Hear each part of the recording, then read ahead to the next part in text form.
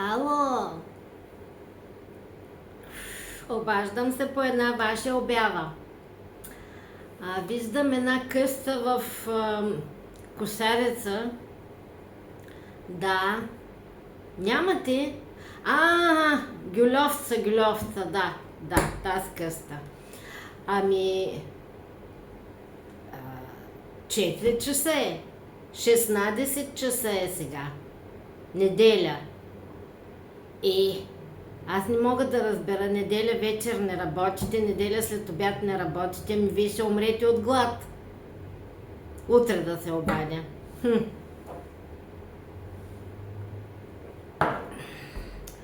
Ами, добре, утре ще се обадя, да знаете, аз виждам и капарирам тази къща. Да.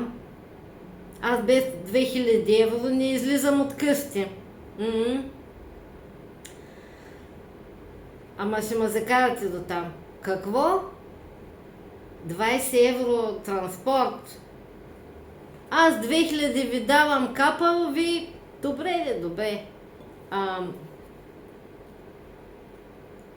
Виждам на снимките една ябълка необрана. Стари снимки, вие лъжете, хората лъжете. Тък му мислех да взема една торба малко да пооберем. Викате няма ябълки.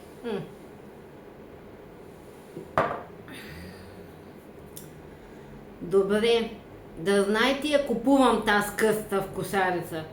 Гюльовца. Ма как не работите в неделя, бе? Не мога да разбера тази работа. Хубаво, айде вечер, не може да се прави оглед, то тъмно, ама сега... И то след малко ще стъмне, да, прави сте. Добре. Утре се обада, утре. Айде, сао.